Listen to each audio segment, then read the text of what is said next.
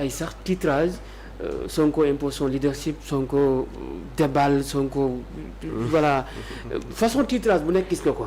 dafa mel ni dafay gën di continuer di wane li nga xam ne moom mooy boppam ñu ñëwaale ci li nga xam ne moom mooy forme bi ci discours bi ci li nga xam ne moom mooy tontu yeeg. ak li nga xam ne itam bëgg na ko wax ci diggante ki nga xam ne moom mooy le président Bassirou Diomaye Diakhar Faye ñambaat ci bay wax sax naan je travaille pas pour Diomaye mais je travaille pour le Sénégal.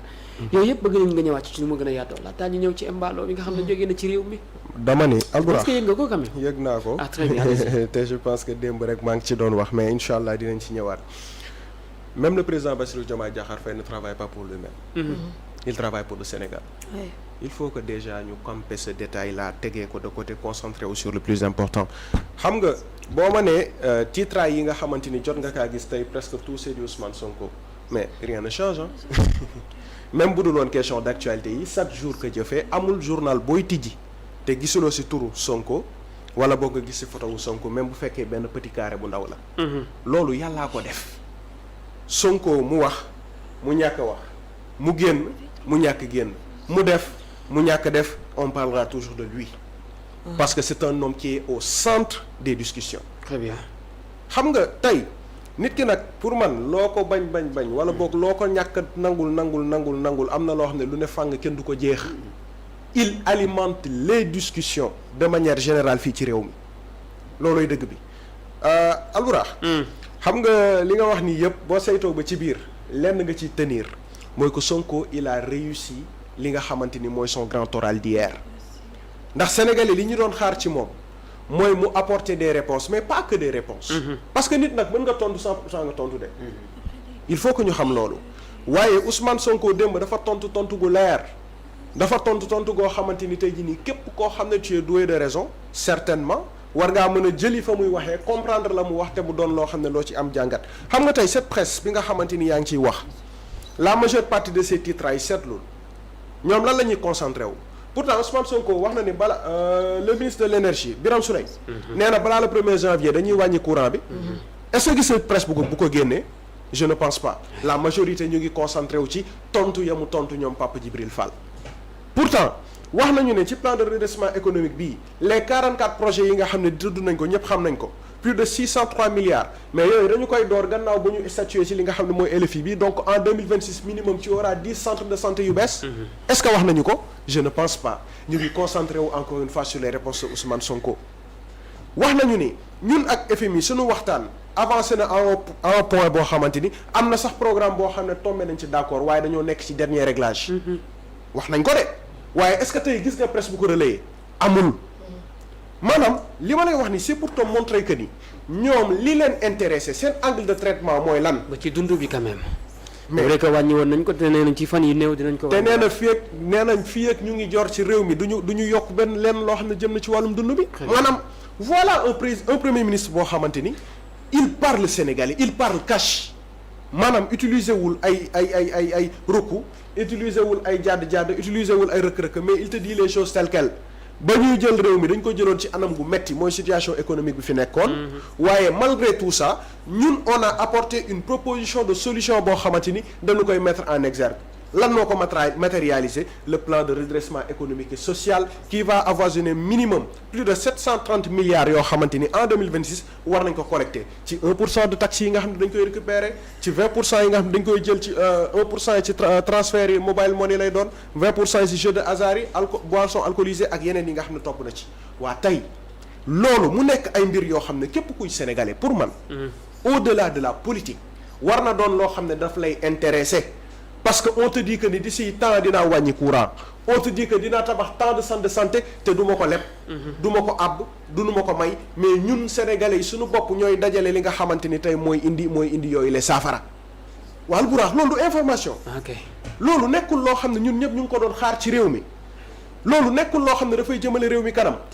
mais pendant ce temps tu vois des presses yoo xam ne lenn moo leen intéressé Ousmane Sonko nee na li xew fële ca Guinée Bissau combine la am na ñoo xam ne lan moo leen intéressé Ousmane Sonko tontu na Pape Djibril Fall mi nga xam ne moo taxaw xas Pastef Ousmane Sonko nekk kilifay Pastef taxaw tontu ko ñi ñëw jël titraay yëpp concentré ko ci loolu Ousmane Sonko sans tabou Ousmane Sonko la réponse excessive Ousmane Sonko défie le président ban défiance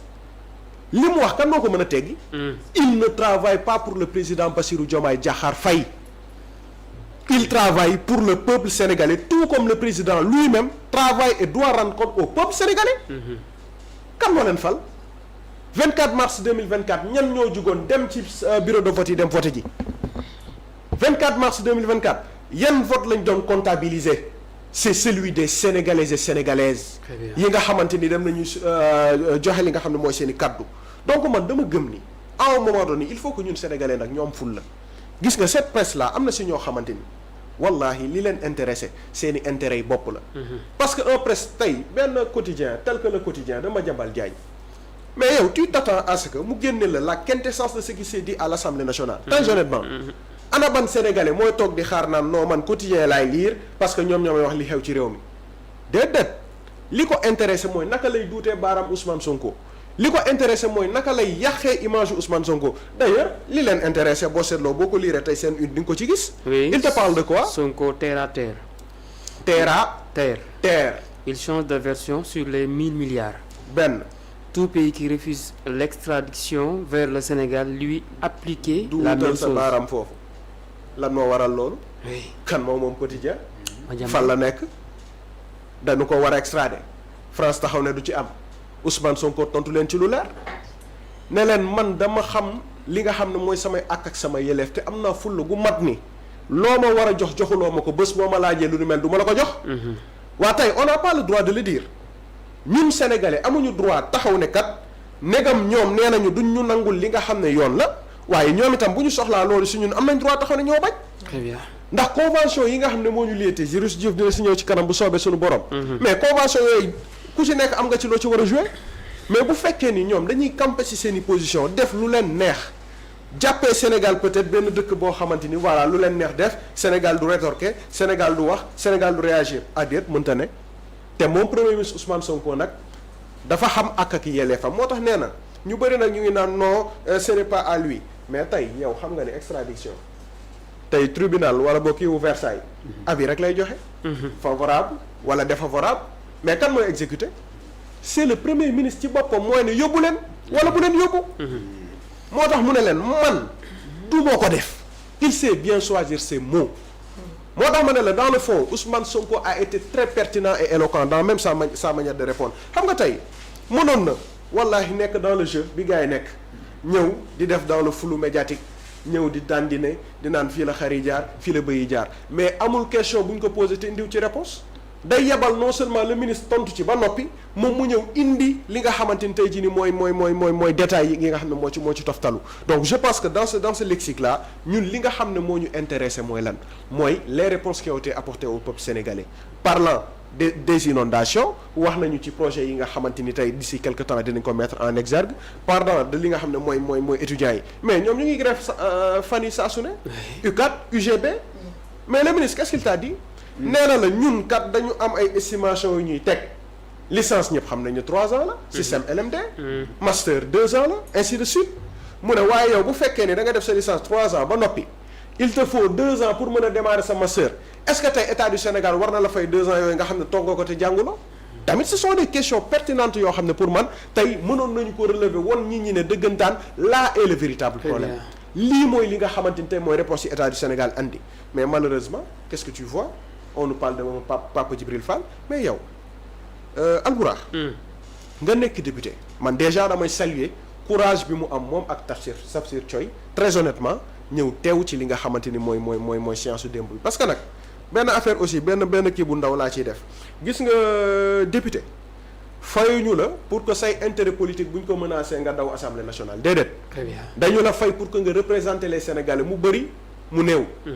waaye yow fal nañ la yóbbu la assemblée nationale askan wi jël seen kaddu taxañ ko jox la ko ne la yow yaa yor suñu kaddu premier ministre mi nga xam ne mooy conduire la politique du gouvernement war a ñëw nga am ay questions yoo xamante ni tey war nga kaa yëkkati jox ko le premier ministre pour mu tontu la ba pare là on ne parle plus de questions écrites nekkatul question écrite nga xam ne da ngay bind di toog di xaar ay weer wala ay semaines ñu tontu la nit kaa ngi taxaw sa kanam loo ko laaj léegi dans quelques minutes mu ñëw taxaw tontu la ci nga am ci lu la leer yóbbul ko ñi nga xam ne ñoo la yónni yow tu te permets le luxe de dire que non je boycotte. Pourquoi tu boycottes? Parce que politiquement je suis pas avec Ousmane Sonko, parce que politiquement je suis pas d'accord avec Ousmane Sonko. Loolu pour man doon na loo xamante ni tey jii dañ ko war a sanctionner. Il faut que nag à un moment donné suñu député yi relax bi ñu am ci biir assemblée nationale pour man war nañ koo gën a tënk parce que nag dañuy liggéeyal askan wi koppar gi ñu leen fay sénégalais yi ñoo ko moom. Tey Papa Djibril Fall taxaw jàkkaarloog Ousmane Sonko pour man ay questions yu pertinentes la lever ah. Parlant de l'inondation, parlant des élèves, parlant de l'emploi, wallahi je le dis et je le répète. Il a posé des questions pertinentes qui devaient être soulevées devant le Premier ministre Ousmane Sonko et devant le gouvernement waaye yam ca yow ana man ana yow da ngeen yambar il s'attendait à quoi Pape Djibril Fall yow moom lan la doon xaar rek ci Ousmane Sonko bu taxawee jàkkaarloog Ousmane Sonko ne ko yéen Pastef de manière générale yambar Ousmane Sonko 2017 Ousmane Sonko 2019 seul député de Pastef à l'Assemblée nationale nekk le seul opposant bi nga xamante ni saa su waxee ces vidéos faisait le tour du globe nekk le seul député bi nga xamante ni il faisait sortir toute une majorité parlementaire par ses questions perspicaces Ousmane Sonko mi nga xamante ni tey jii ni kenn bëggul woon toog débat ak moom parce que il était quelqu'un de cohérent dans ce qu'il disait tâtonnewul lambatuwul lu muy wax daf ko maîtriser daf ko xam te nag ku ko indi ci débat wu tontante mu tontu la tontu woo xamante ni doo nelaw yow nga jàkkaarloog moom di traiter le Pastef de yambar Ousmane Sonko dafa ko fàttali démb rek ba léegi Ousmane Sonko nekk jugement de valeur de dafa relativiser ay fait yambar mooy góor guy jooy yambar mooy lii mooy laa mooy lële donc pour man à un moment donné il faut que député yi ci boppam ñu respecter les Sénégalais. Très bien. Tey bu ñu taxawee devant li nga xamante ni mooy le peuple sénégalais taxaw ci lieu bu mythique bu toll ni l'hémicycle du Sénégal. dañu war a am retenue am cër rawatina nag ki nga xamante ni tey c'est le premier ministre de l'État du Sénégal ñu bëgg ko ñu bañ ko kilifa la ci réew mi waaye nag boo taxawee ak moom di ko wax yenn yi Ousmane Sonko du wax kenn bàyyi naa la ak yàlla jeune la xam na li muy def xam na fi muy jaar xam na ni muy waxee moo tax képp ku mu tontu rek pour man à la hauteur de li nga xam ne nga ko posé jëlal exemple Tafsir Thioye mais indi na soulevé na ay question est-ce que gis nañu offensé ko benn yoon est-ce que gis nga ñu jàll ko baat benn yoon amul parce qu'il a été le député qu'il fallait. Très bien. Il s'est opposé avec des idées. Il s'est opposé avec des arguments te bi mu demee ba am loo xam ne rëcc na ko dafa poser question Ousmane Sonko rek yow loo xalaat ci raison d'état Ousmane Sonko tontu ko tontu bu magistral man looloo ma dàkkal ci mbir mi maanaam ñi ñee ngi naan 20 dernières minutes yi waaye man 3 dernières minutes yi ma dàkkal ci mbir mi yépp tontu bu magistral boo xam ne dajale na lépp toutes les questions d'actualité tontu ko de la manière la plus diplomatique possible ne ko man gëwuma raison d'état s'il y a une raison d'état ce sont les hommes ou bien l'homme qui est l'État qui incarne l'État raison moom mooy raison d'état donc nag bu ñu kenn gëmloo ni bu ñu nekkee ci nguur dañoo war a change bu ñu kenn gëmloo ni bu ñu ñëwee yor ci nguur dañoo war a changer wala yu ni mel parce que nit ki li nga doon bu ko nguur changer rek c'est parce que yow say raison bopp nga am. Très bien. Donc je pense que tey loolu la mooy li nga xamante ni mën nañ ko jàngat ci mbir mi te nag pour sa question par rapport ak li nga xam ne mooy président Diomaye lu tënku laa ciy wax. Alburax Ousmane Sonko a été très très simple dans ce mot moo tax pour man ñi siy topp sax ñi topp ci ginnaaw Ousmane Sonko lenn la ñu war a jàpp ci mbir mi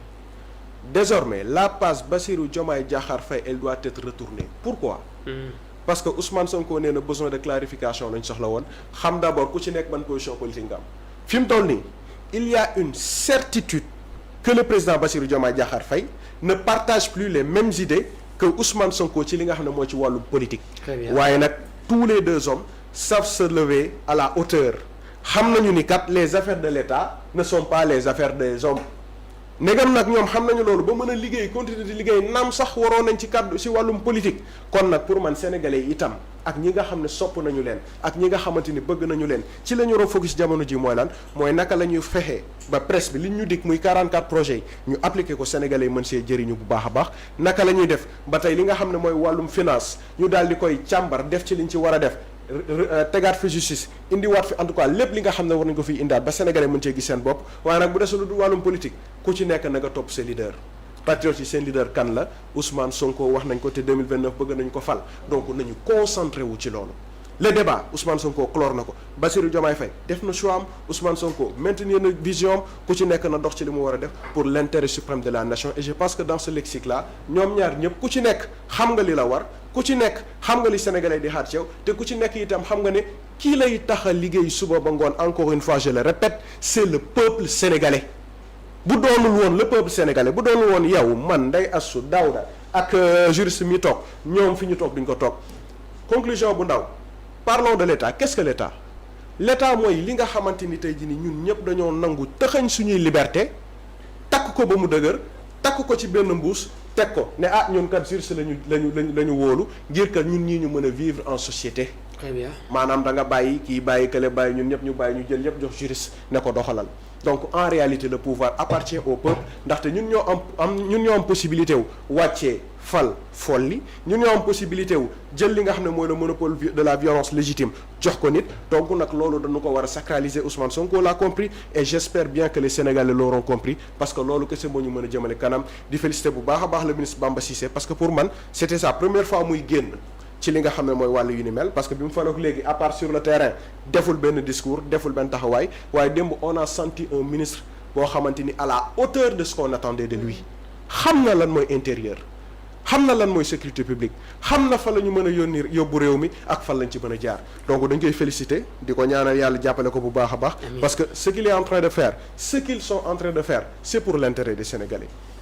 donc képp kuy sénégalais pour man war ngaa mën a bàyyi xel ci loolu war nga leen mën a ñaanal ci mbir boobu noonu nga ànd ak nga ñàkk ànd ak ñoom politique waxuma nag ak ñi nga xam ni intérêt Sénégal ñoru leen seen intérêt boppoo leen ñor waaye képp kuy sénégalais un patriote au vrai sens du terme li la war a intéressé jamono ji mooy lan mooy ñaar ñi naka la ñuy réussir fii ak 2029 nag lu ne xaj na si ku mën a proposé wu candidat ku mën a liggéey ainsi de suite et ainsi va la vie pour man loolu daal mooy jàmbar bi nga xam ne mën nañ ko cee def ci wàllu woowu. Très bien Ndeye Astou ñëwaat ci yow pour nga dem ci juriste ci wàllu det kese bi itam gis nañu nee nañ polémique dafa am li ki nga xam ne mooy le ministre Abdourahmane Sarr wax. nan la dette cachée xaw ma